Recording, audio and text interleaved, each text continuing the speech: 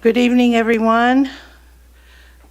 Meeting has come and started for the winter months, and here we are. All right, we're going to swear in the new commissioner before the Pledge of Allegiance? Oh, okay. All right. Let us do that, please. You want me down there, Gerald? Yeah. Yeah? Oh, Down here? I'll stay up here. Good evening. Okay, please raise your right hand. Do you, Walt Meyer, solemnly swear or affirm that you will support and defend the Constitution of the United States and the Constitution of the State of California against all enemies, foreign and domestic? I do. That you will bear true faith and allegiance to the Constitution of the United States and the Constitution of the State of California? I do. That you take this obligation freely without any mental reservation or purpose of evasion? I do. And that you will well and faithfully discharge the duties upon which you're about to enter? I do. Congratulations. Thank you, Gerald. thank you very much. Hello, Walt Myers. Meyer. May we have roll call, please? Commissioner Flores. Here. Commissioner Lance. Present. Commissioner Meyer. Here? Commissioner Sanchez. Here. And Chairman Lozano. Here. Thank you. Walt, since you're new again, want to lead us in the Pledge of Allegiance? Sure, be my pleasure. Thank you.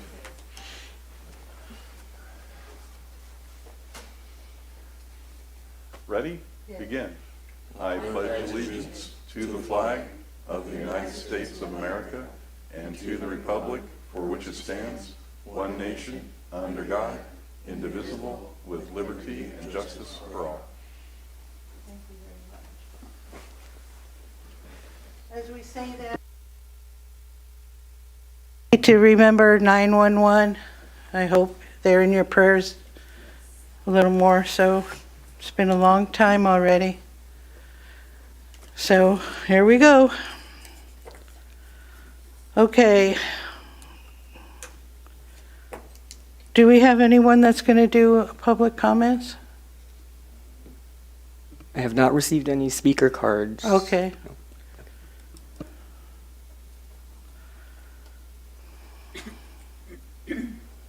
Okay, let us approve the minutes from June 12th.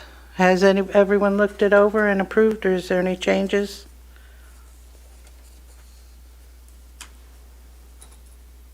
Hello? Oh, no. Oh, okay. We're okay? Okay. Moving on. We're right away to our administrative reports. Is that correct? Am I crazy? I'm actually... Oh, here. Okay, sorry. I know. That's right. We have our lovely city attorney to go over the Public Safety Commission duties and Brown Act. I love when you're here. Thank you. Thank you. Thank you so much for having me. I appreciate it, and good to see everybody. The only reason why I'm not there in person is I have my son on Thursdays, so we are Zooming in today. Also, real quick, I will be looking kind of back and forth. I have two screens, just so I won't miss anything. But I don't mean to be disrespectful. It's just that I'm looking at a different screen, and for whatever reason, this camera doesn't capture that very well. So we have. It's my understanding we're going to go over pretty much two things this evening. The first is kind of the duties of the Public Safety Commission. It's also called the Police Commission. And then the second is just like a real quick primer on the Brown Act. We will also be having a ethics training and Brown Act training. It's a 2-hour session upcoming. And I think we finally settled on some dates, and I'm sure the city clerk will be getting all that information to you. So this is literally just a taste of a very much larger presentation. So those are the two things that I understand kind of where we're going with tonight. With that, feel free to jump in, ask questions. I don't know if I'm going to have the answers to everything, but I'll definitely try. And we could kind of make it a discussion rather than just me sitting here talking and being boring. So there's that. So any questions before I start? No? All right. So this is the Public Safety Commission, and it's also known as the Police Commission. The Police Commission was actually established by the vote of the people. It was not necessarily established by the City Council, and it was established many, many years ago. And it's how it was established, as I said, was the vote of the people, and it's codified in the municipal code. So there's certain sections in the Desert Hot Springs Municipal Code, and it's chapter 2.40. And it's a very, very short chapter. I wish there was a little bit more beef to it, but it's what we have. And the people of Desert Hot Springs enacted it. So the main Jen, duty. if I can mention, I believe it was in connection with the public safety taxes. That would make sense. That would make a lot of sense, because I think it was basically kind of it was set up, and it actually gets into a little bit of what we're going to talk about. It was set up more of a advisory body for funding of police services and things like that. And we actually see that in the ordinance itself, and I will read that for you all. But that's a really good point, Gerald, because that makes a lot of sense. So the taxes, the monies kind of go hand in hand with this police commission, otherwise known as the Public Safety Commission. So what it actually says in the municipal code that was drafted by the people is it specifically states in 2.40, if anybody wants to follow along, 0.020 are the duties of the commission.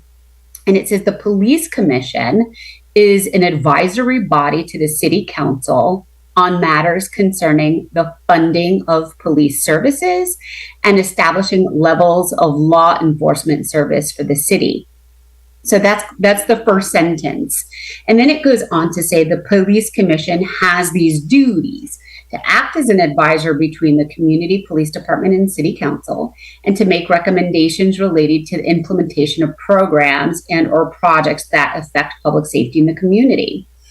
And how we've always kind of interpreted this, we obviously can't ask all of Desert Hot Springs what they meant by when they enacted this, but and because it came at a point of those taxes, that it truly is an advisory body to the city council on matters in concerning the funding of police services and law enforcement services.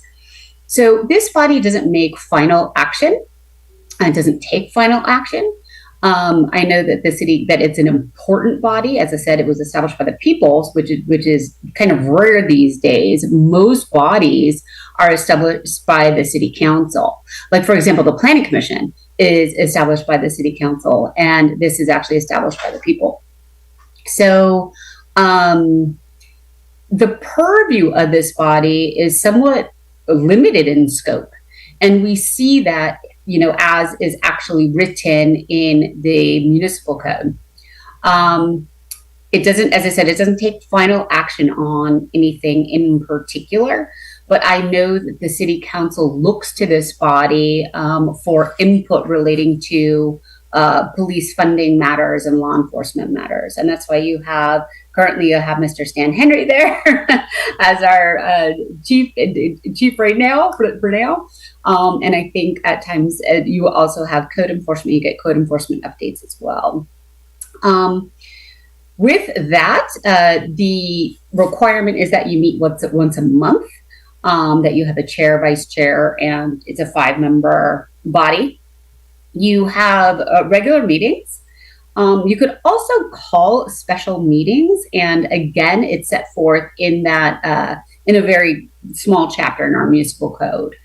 And the meetings, special meetings, regular meetings, those kinds of things, that'll kind of like lead my way into the Brown Act discussion, which will be a primer. And especially in terms of like what we can and cannot put on the agenda, that kind of like gets into the Brown Act discussion. But with that, it's just for me, it's always been kind of a fascinating commission just because of how it was set up.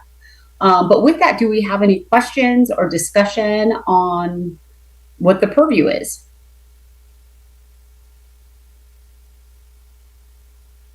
Yeah. I was just tantalizing and thrilling. That's what I'm seeing.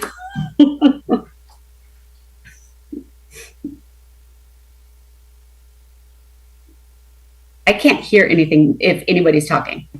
No. 0. No, we're good? Oh, good. Okay, Yeah, we're good. awesome. And I know a lot of you've been on this commission for quite some time, or if not now, at least in the past as well. So, okay, fantastic. So that kind of brings me to a little primer on the Brown Act. And again, you guys will get a big kind of meeting and hopefully further discussion on the Brown Act in that AB 1234 training. But the Brown Act was set up, and it drives me crazy because this is a great piece of legislation, and then some of it to me also sometimes doesn't make sense, but hey, I didn't write it. It is set up, or it was set up to be an open meetings law, right? Very transparent. If we have a government, we want to make sure that we do government, for the people. It's open. We're transparent. We're not doing anything behind closed doors. City Council does have some very specific areas that they can, in fact, have closed session meetings. And those are for litigation items, very sensitive items, personnel items, litigation, and they real estate negotiations, some areas where the Brown Act itself, the law itself, recognizes how incredibly sensitive certain areas are. But for the most part, the Brown Act ensures that meetings are done open and in public and in front of everybody with agendas, and everybody could comment. And it's something that that our government does well. I mean, this is an open, we're here, where everybody could come. And it's important, it's very important that that we keep it that way, that we don't stray too far. And we're going to talk a little bit about that. But for the most part, meetings there's various kinds of meetings, right? We have regular meetings, special meetings, and emergency meetings. And for the most part, we meet regularly. We meet once a month. These meetings have a 72-hour notice. There has to be an agenda. There has to be a time for public comment.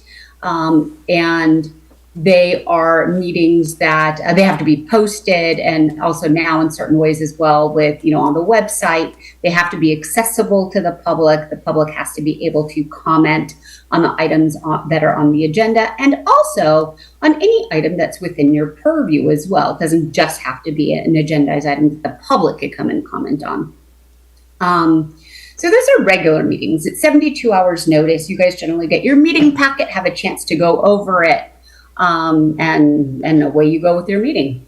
There's also special meetings. Special meetings are a 24-hour notice. They do happen. They're kind of rare, or rarer than regular meetings, and they also require things be agendized, that there's 24-hour notice given, that we post to the website, et cetera. And then there's something called emergency meetings. Emergency meetings where we actually saw this happen during COVID. That was the first time in probably my career where there were emergency meetings actually kind of often, because we had a huge pandemic. Requires 1 hour notice. And they are really for any kind of like life-threatening event to the city, not just personally, obviously, but, a city-threatening event, huge emergency measures, God forbid, acts of terror, war, pandemics, those kinds of things, really, really broad scope. Not a broad scope of what could actually be on the agenda. So those are the three kinds of meetings. And with those meetings, what always comes up is, what can we discuss pretty much, outside of a meeting? What are these things called serial meetings? We always want to be really, really careful where we have one commissioner talking to another commissioner, and unbeknownst maybe to the first commissioner, the second commissioner talks to the third commissioner. All of a sudden, we have a serial meeting, and we are discussing something that is within the purview of your commission. And now, lo and behold, we have a meeting, and these things form, problems. Again, because it violates that underlying law that meetings need to be open and public.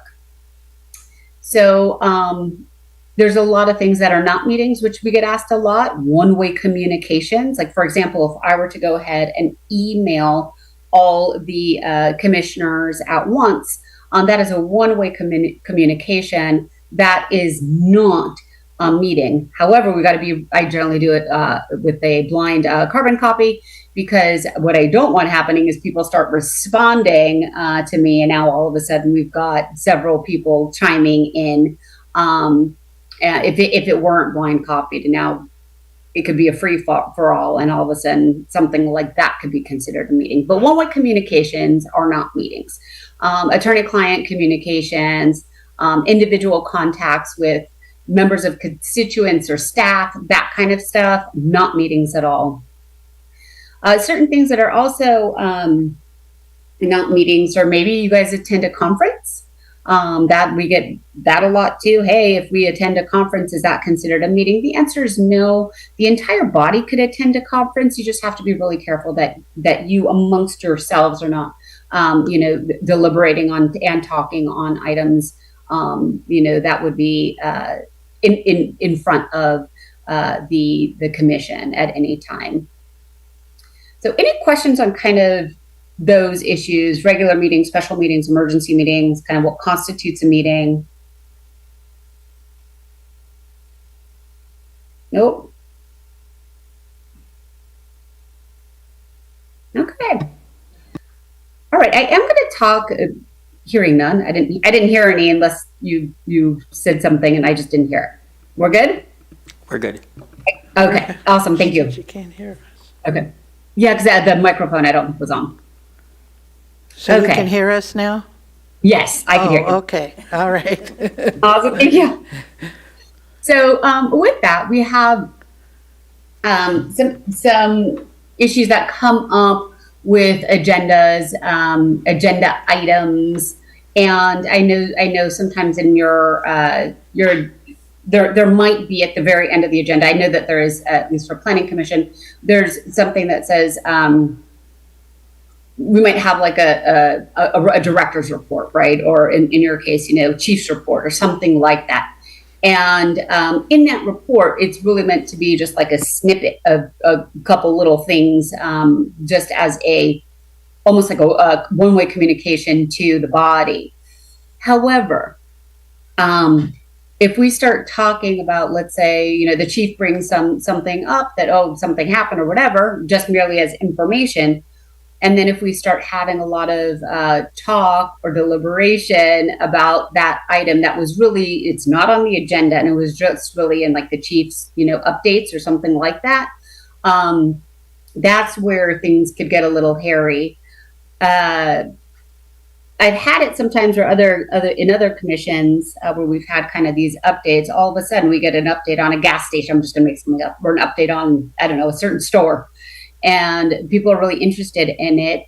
And all of a sudden we start talking and discussing that certain store. And if it goes on for too long, it could be considered a violation of the Brand Act because that item was not agendized. Normally it's a couple, seconds or maybe a question or two, something like that's probably not a violation. But the second we start getting into what that store looks like, or the questions about the store, or hey, when is it going to open? Like all these other different kind of questions, we would suggest that be placed on an upcoming agenda to actually be discussed. That actually happens sometimes more often than not, where people just kind of get excited about maybe a new something or something that came up in a report at the very end of the meeting. So Any questions about that? No. We're good.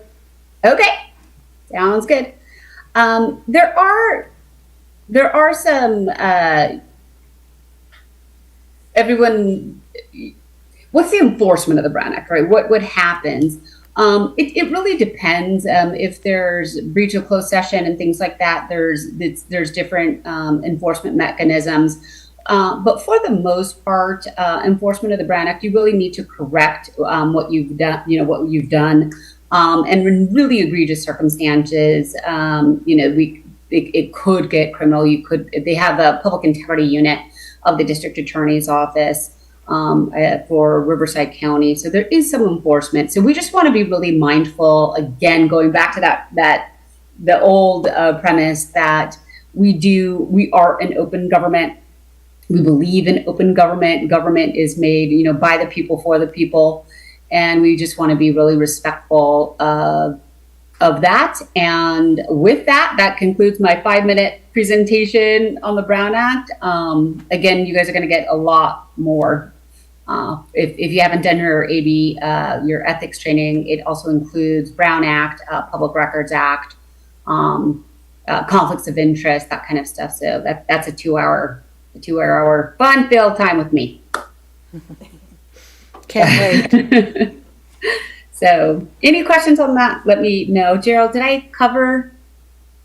I was asked Gerald because he's an expert in the Brown Act as well. Yes, I think so. Okay. So with that, that concludes my report. If there's any questions that come up, feel free to call me or ask me. And with that, I will just sit here and enjoy the rest of the meeting. Do we have any questions for her? Did you make it clear what we cannot do? Like, people come to us for answers, and we cannot. We can only direct them. Is I see that what correct? you're saying. So during public comment, if Right. somebody comes and says, hey, listen, I've got potholes. I'm just making something up here. But I've got potholes and they're, dangerous or whatever. It's not during public comment. There is no back and forth again, because otherwise, if there were a back and forth, it would have to be an agendized item. So there is no back and forth during public comment. The only thing you can do is to say thank you so much for your comment, and please talk to so and so at the staff level. So there really is no back and forth at all. And you will see this. Mayor Mattis does a fantastic job at that. Oftentimes, of course, at city council level as well, things come up. There's never any back and forth during public comment, and he will always direct the person coming to talk, to staff. Thank you. One more question about the budget. Mhm. What do we do with that budget? When do we get it? And what is our part in that for everyone? So what I'm going to say is you should be looking at the budget when you get it and all of the details. I don't know. And the reason why I don't know is it's not included in the legislation that adopted the police commission.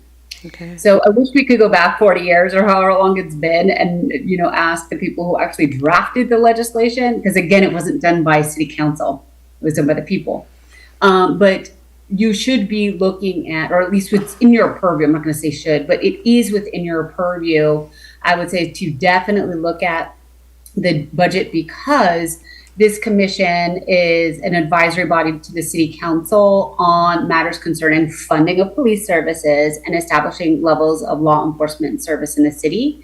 So what that would say to me is it's logical to me that you would look at the budget, especially as it relates to, I would say, as it relates to police services, right?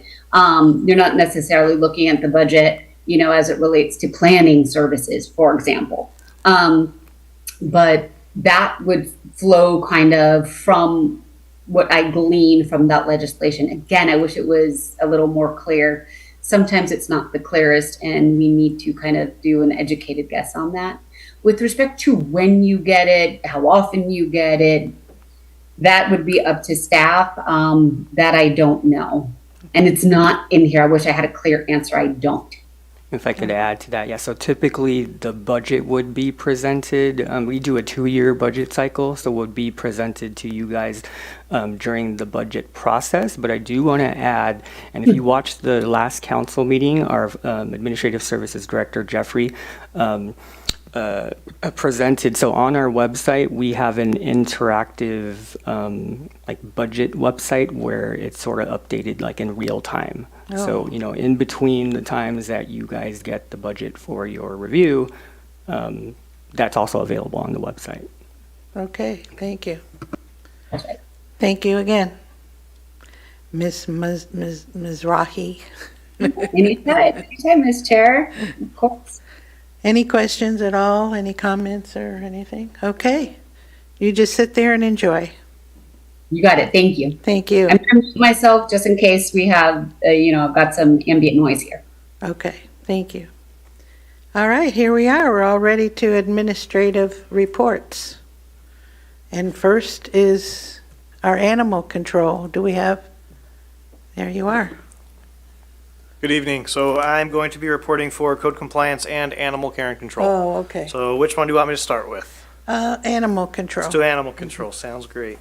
So for the month of August, animal control received a total of 60 service requests. We did a total of 46 intakes. 11 of our animals were returned to their owner. 16 animals were adopted. 9 were sent to rescue. 35 of our animals visited the vet. We had 11 animals that were dead on arrival. 2 of them passed away in our care. We euthanized 1 animal. We issued a total of 11 licenses for animals, and we issued 8 citations. The Animal Action League held a mobile clinic at our Hacienda facility that offered low-cost vaccinations and spay and neuter services to our local pet owners.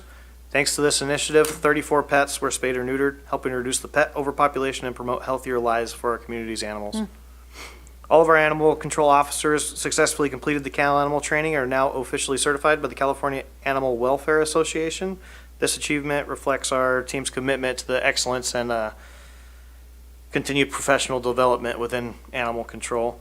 Our ACOs also completed the conductive energy device training, enabling them to safely and responsibly utilize tasers in rare emergencies. We also held a 2-day in-depth animal behavioral training. This training covered, it was designed to increase staff safety, improving the well-being of our animals in our care, and to enhance adoptability by promoting positive behavioral outcomes. I do want to shout out one of our long-term residents over there at our facility. Her name was Effie. She was a 3.5-year-old hound dog mix. I'm happy to say that after being with us for nearly 2 years, she was sent to rescues where she can live out the entirety of her life remaining. That's going to conclude my animal control report, but I'm happy to answer any questions. Well, I have a question.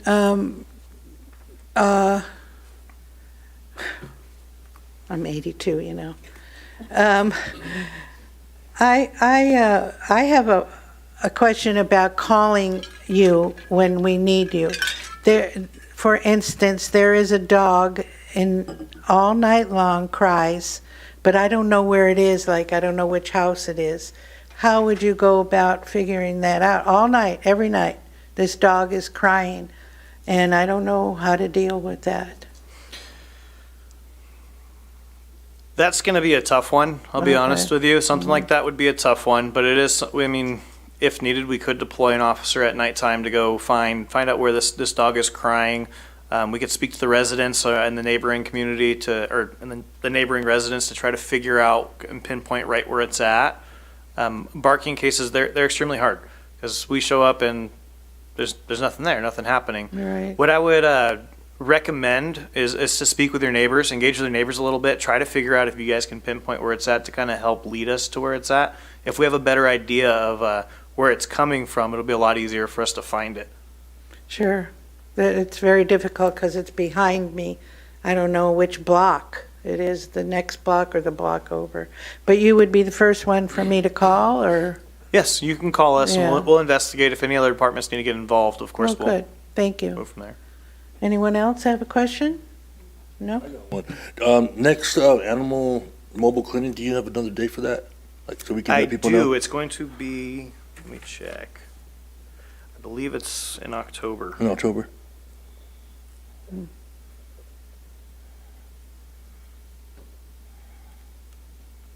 will be October 16th. 16th, okay. Thank you. I remembered my question. On Palm Drive, you know, the vet hospital there, the new, it's not open. I thought it opened. It's open. I never see, not one car there, ever. They're very full right now. They have a lot of Oh, animals. good, So okay, good. Yeah, there's a All right. waiting list right now. They're actually so Okay, good. popular. So Yeah, they're closed on Monday and Tuesday. That may be part of what Could you're be, saying. Could be. But I've been there several times myself, and Oh, okay. it's an amazing, well, not for care, but it's an amazing facility. But the vets and the Yes. staff are absolutely phenomenal. And actually, I was there for the grand opening, so. Good, thank you. That's it for me. Anyone else? Okay. Oh, here we go. So, are we still transferring animals to the county animal? no.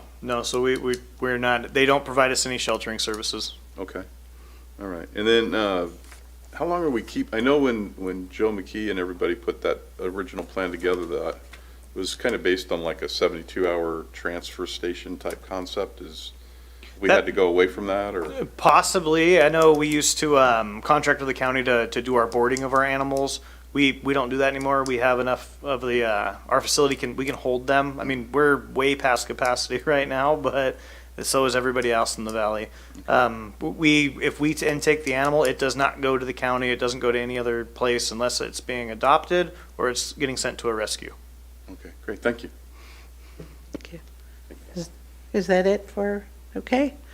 Moving on to our code compliance.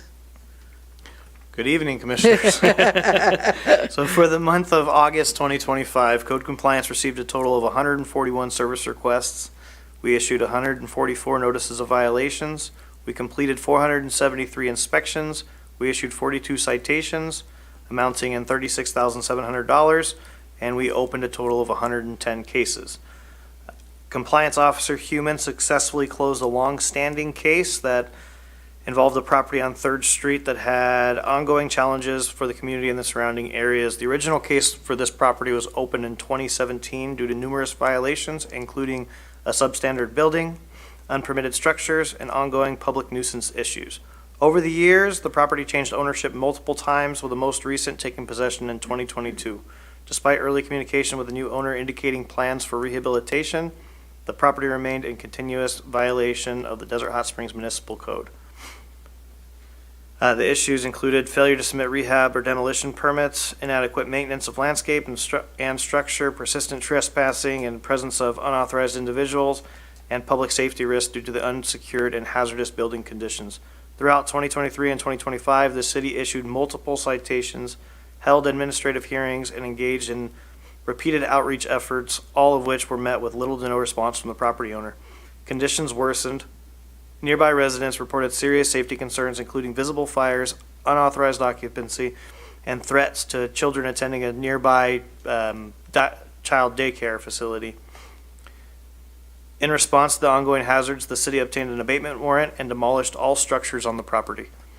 Compliance Officer Brock issued a citation to a short-term vacation rental. This was an illegal short-term vacation rental. She was able to do her research, find out where they were operating, and gather proof that they were operating as a short-term vacation rental, even though they claimed that they were not. When we arrived at the property, we noticed that they were well past the occupancy limits. We were able to successfully give them a citation and figure out where they're at, and that was a huge win on our side. Compliance Officer Miller and Compliance Officer Towner, they're part of our CRT team, the Community Response Team. They deal with a lot of our issues for like illegal dumping. Two of them that I want to highlight this month for you, or for last month for you guys, is going to be the one on Flora. We also had another one that was on Joseph Way. These were very large dumping areas. It seemed like the community got together and realized decided they were going to dump their unused furniture on this lot quite frequently. So we were able to get in touch with that property owner, and they were able to have him clean the lot, comply, issue a no trespass order on the lot. And that's going to conclude my code compliance report, but I'm happy to answer any questions. I would like to know how many people are working with you. I mean, that's a lot, and you do great work, and I appreciate that. So we have four code enforcement officers, during the week, and we have one on the weekends. Wow, thank you. And this heat has been so horrible, it's a lot of work. Oh, yeah. We made sure that all of our animal control officers and our code compliance officers all went through a heat illness training. Wow. I thank you. Anyone else? I did just want to state that I had witnessed some dumping on one of the streets out by 62 and reported it to Councilman Pitts, and I believe you guys had it cleaned up the next day. So I think the whole community just appreciates what you guys are doing, even if nobody says it out or able to say it out loud. I appreciate that. I have a wonderful staff down there. Randy or Officer Towner and Officer Miller, they handle our illegal dumping stuff for the most part, and they have just been amazing. They're a great contribution to our team. Good, good. Thank you very much. Rest. Our next report is the Fire Department Monthly Report. And who do we have? I don't see anybody. Nobody? Well, it is in front of us, and we see the things that they did have here. Well, it's a hard job as well, and I see that the new fire department is going to be ready soon. It's just beautiful. Just beautiful, and I hope we all get to tour that and see how wonderful it is. Okay, moving along here. Police Department, I don't see the chief. No, I'm Stan Henry. I'm Yes. filling in for the chief tonight. He's on vacation until Saturday. It's his first vacation in a couple of years, so he's had an opportunity to go do that, and so you're stuck with me tonight. Okay, I haven't done this before, but I'll kind of give you an overview of kind of where we are for our stats for August. The local reports and local stats, we had 2,151 calls for service. Along with that, we had 938 officer-initiated calls and 56 traffic accidents for a total of 3,145 total calls for service. Also, along with that, we had 295 traffic stops, 410 building or business checks, 139 vehicle checks, and 94 pedestrian checks for a total of 938. Arrests, we had 26 drug arrests, 8 DUI arrests, and we also had a DUI checkpoint during the month, which had 1 DUI arrest out of that checkpoint. We had 22 felony arrests, 20 misdemeanor arrests, and 27 warrant arrests for a total of 103. Out of those, we had 7 citations for misdemeanors, 163 moving violations, 23 code enforcement, and for a total of 193. Those are the local stats. One of the other things that we have is we report to the FBI through our NEBRS stats. Not talking about either of them individually unless you have, but just kind of give you an idea from this time last year. Our crimes against persons are down about 46%. Our crimes against property are down about 15%, 14.9, or 14.29. Our crimes against society, which are drug violations, things like that, we're down almost 12%, for a total Part 1 crimes being down about 19% from this time last year. that's all good news. It's all very good news. Very good. One last thing, forgot to mention, I got it right here. Hold on one second. One of the new initiatives the chief has started when he took over as chief of police is Community Policing Initiative, which goes along with one of the city's strategic plans.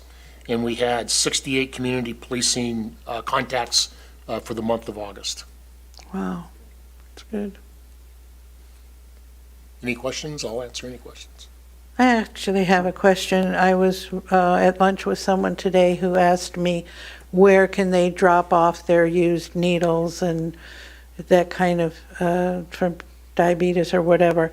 And she thought that it was at the police department. Is that correct? Yes, we have a place that you can drop those off at the police department, and I believe you can also drop them off at the fire department. So you could do either one of them. And can you get the new containers I'm not 100% sure if we have containers. or just empty what we? yeah. Yeah, okay. Thank you. Mhm. Thank you very much. Anyone else have a question? There you go. Yeah, actually, I do.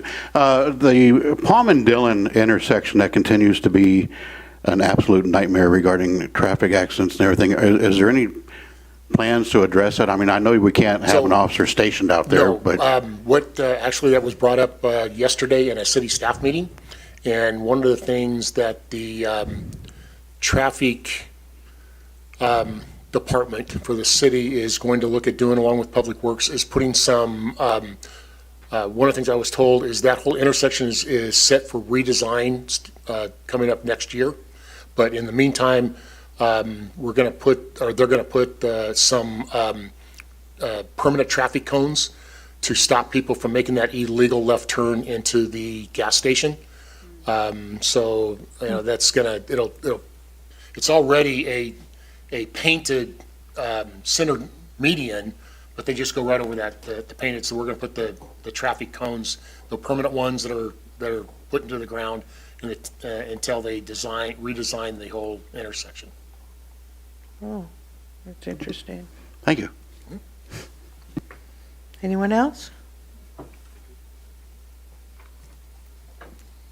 Well, I was going to ask about the crime stat numbers, because when I was here 3 years ago, it was all messed up, but it sounds like you've got it all worked out. So what has happened is several years ago, the FBI is who we report our crime stats to.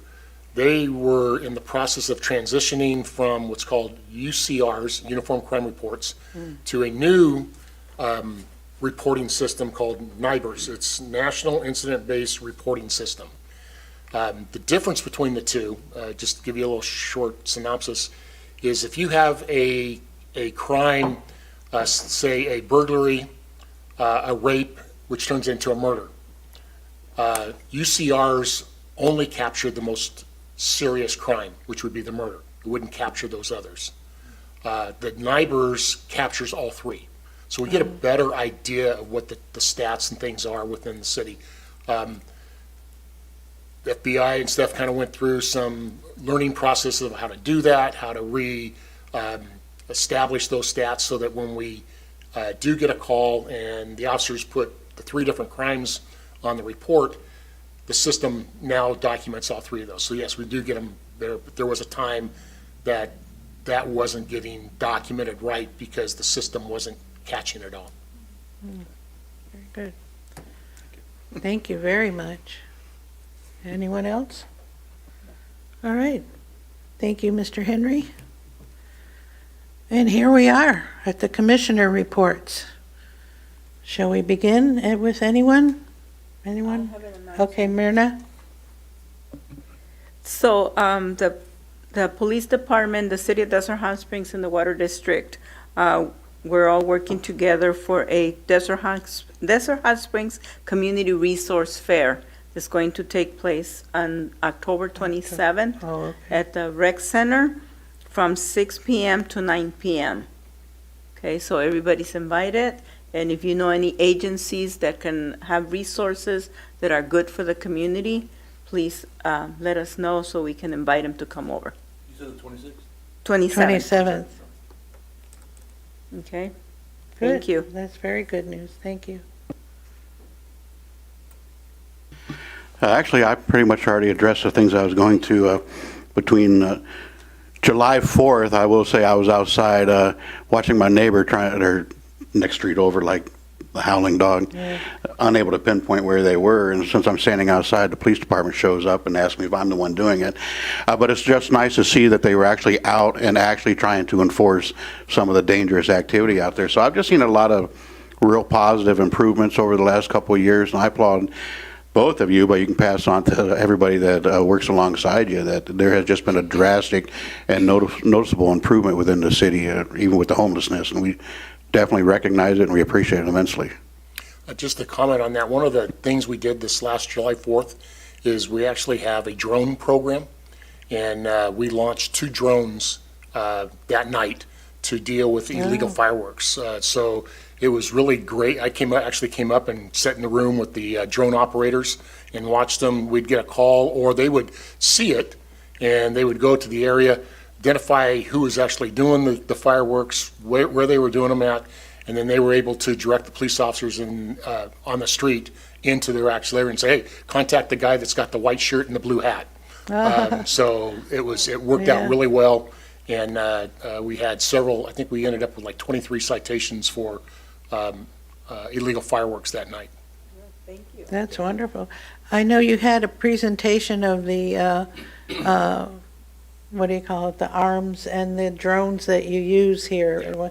Is that the drone, that great Yes. big thing? Yeah, Wow. and we're actually, we're hoping to get some funding for a program that's called a self-launch drone. So they actually have pods that the drones set in.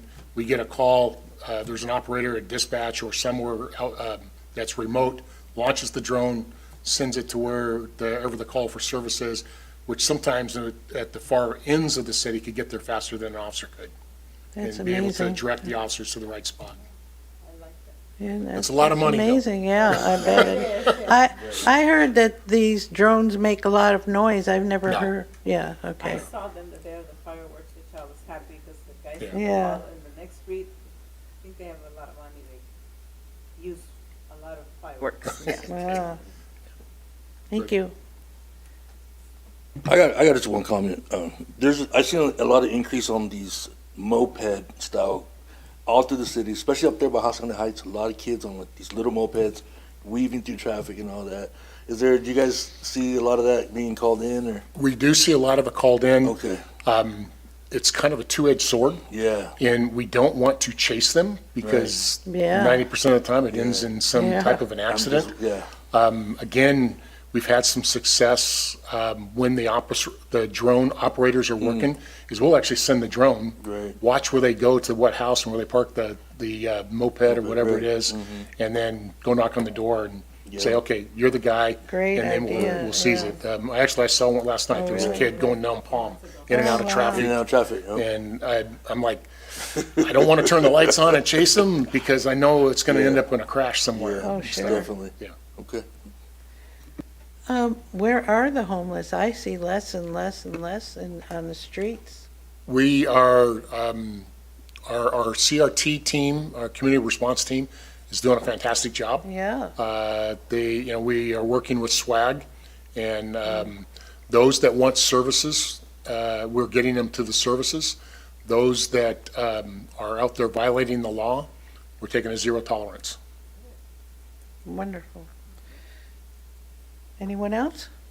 Yeah, I just want to say thank you to Jan Pye for having confidence in me to bring me back. I'm looking forward to it. Looking forward to meeting all of you more and getting to know you all more. It's going to probably take me 2 or 3 months to get back up to speed. I'm looking at the numbers for the police department report, and I'm like, wow, those are really Yeah. good. I mean, really happy to see that. I know that in the past when I was on this commission, I worked with some really great people. We did some really great work. Every time I see the medic squad rolling through town, I look at that and realize that was like about, what 4 or 5 years of work? Yes, yes. Yeah, Donna and Ken were instrumental in that and helping the fire department, city staff put all of that together. So I'm looking forward to maybe finding another project like that we can all do and work Oh, on. that and sounds good. and yeah. identify for the city and help the city council figure out if we can fund it and if, how it works and stuff like that. And so I'm looking forward to hopefully finding another project like that we can all work on and do something positive like that. So bear That's a with good me. idea. It's going to take me probably a couple months to get back up to speed. Oh, But thank you for having me. yeah. Well, we're very happy to have you back, Walter, and we appreciate it. And with that, we need a new vice chairman, so we need to agendize doing that in the next meeting? Yes. Okay, all right. I'm happy with everything. I love that police report, it's really makes me feel good. Anyone else? I'm glad to see everyone. I hope we all had a nice 2 months off. And it's cooling off. Thank you, God, for that. And Any suggestions or questions or anything? Wow. Anything? Okay, guess this is it. Meeting is adjourned over. Thank you. That was a nice